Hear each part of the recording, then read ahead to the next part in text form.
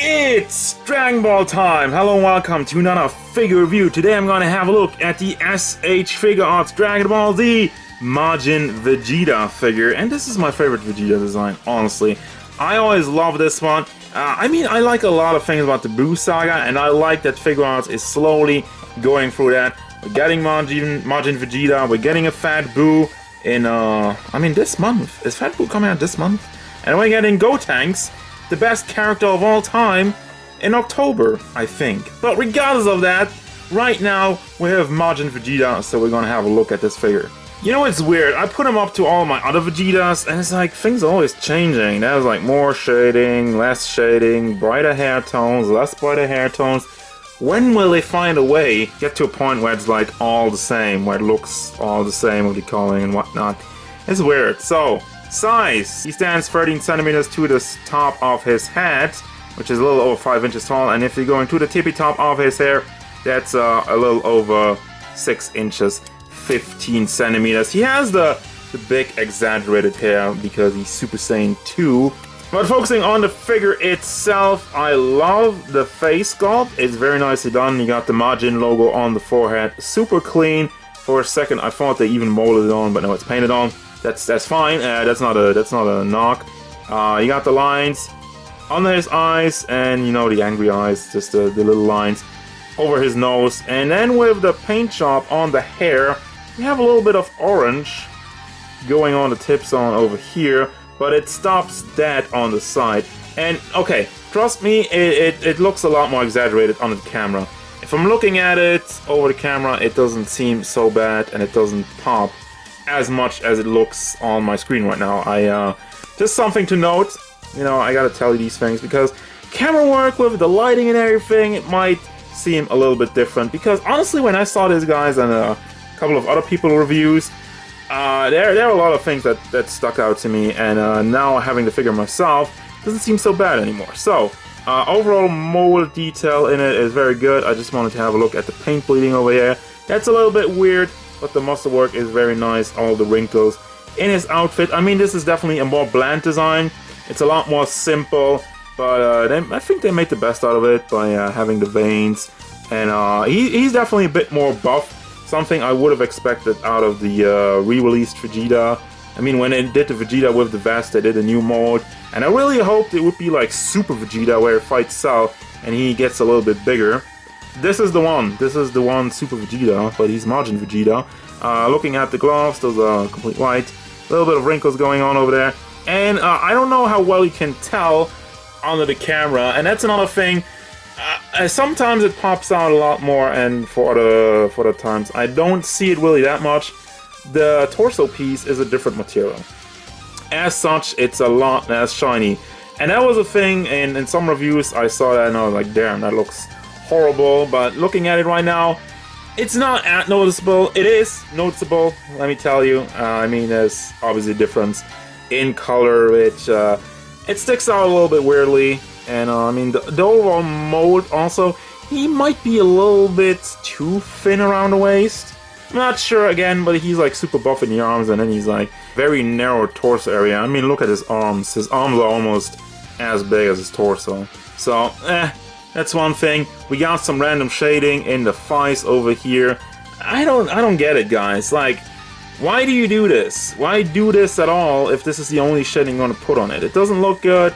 It doesn't accomplish anything, and since this is the only piece of shading on the entire figure, it just sticks out weirdly, and it doesn't add anything, as I said already. So, yeah, there you go. I mean, the overall look is still nice. So for your articulation, you can rotate the head all the way around. It does go forward, it does go back a little bit, it does go side to side, has a little bit of wiggle motion in that. Of course, you have the neck, which has a pretty big hole compared to the chest area. But you can bring that around, you can bring it back and forth. It does wiggle side to side as well. So rotation with it is pretty good. You have the big hinge in the shoulder with a butterfly joint, so you can bring that forward nicely. This is like the butterfly piece, which is pegged in to a ball joint, so you can still get some more rotation out of that. Not really a lot though, it's kind of blocked. It works still, but it goes up almost 45 degrees. Have bicep swivel over here. Got a very nice double hinged elbow. Also gets an impressive amount of range for such a big bulky dude. And the fist on the ball hinge, so you can bring that up and down and rotate it around. Torso area, let's see. Does rotate side to side. Probably would go all the way, but I wouldn't force it too much. Does go back and forth nicely. And down here at the hips, it's kind of blocked, honestly. Well, I mean, it's one of those things. What are you gonna do? If you want to have more movement here, you have to mold it with a big hole over here, so that wouldn't have looked good. So I'm okay with it. It still has some complete rotation. The legs, it's my favorite leg joint, goes out almost 45 degrees. It does go forward very nicely, goes up high, and it does go back very nicely. Usually if you have like a bud mold, it gets stopped by that, but with this thing, it looks pretty nice from all angles, if you ask me. I mean, yeah, you have a bit of mechanics going on with it, but I don't mind that, and it's really good, so you can rotate it also all the way around over here. Very good rotation. Double hinged knees, and the foot. That's just on a ball. That's like one of the things I don't like. You have just a small ball joint on a hinge, on a long peg, actually. And yeah, it's weird. You still have some room in the ball pit itself, so it does go to the side a little bit. It does go back and forth a little bit, but that's the thing, a little bit. And you have a toe hinge, and there you go. Now for the accessories, you really got a bunch of faces. You got the angry, gritting teeth, and a sick smile, like really angry smile. I like this one. And then we got these two, kind of like I don't know what's up with that. That looks like his regular face. Smiling face. And yeah, this basically is like his regular face. Oh, he has the vein. Okay, yeah, has the vein in the head. But regardless of that, it's still the exact same. Well, eyes are a bit bigger. I guess, whatever, more faces. Big bang attack. Got these hands, catch these hands, posing hands. And doesn't really have final flash, unless you final flash with these two. It works. And then his this one attack he only did against Majin Buu, I think, the Fat Buu. I remember that one. And yeah, that's a classic posing hand for that battle. And that's it, that's all the accessories. We don't get any energy blasts or whatnot. And as an added bonus, I just want to give you a quick look at the Vegeta boys so far.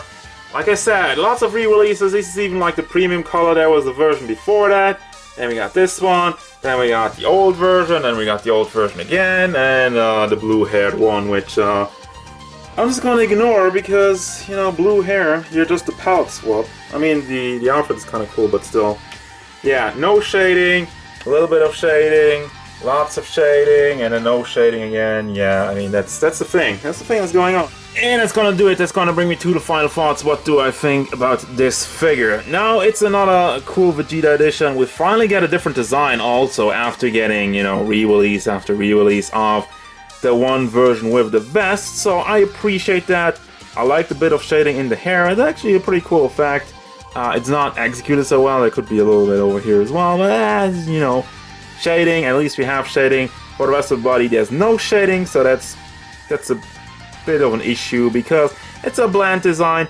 And here's the thing: I would have liked to have like a battle damaged version for this guy, because as I'm saying, it is a bit more bland design. It's cool to have the regular version, but a battle damaged version would have been a bit nicer, you know, as they did with the Awakening Goku. Awakening Goku was one of the best figures of all time off the line, so why not make a battle damaged Vegeta, you know, with a little bit of scratches and whatnot. And I mean, he does look completely beat up when he fights Majin Buu, so that's the thing. But as this figure stands, it's still a cool Vegeta. I like the design.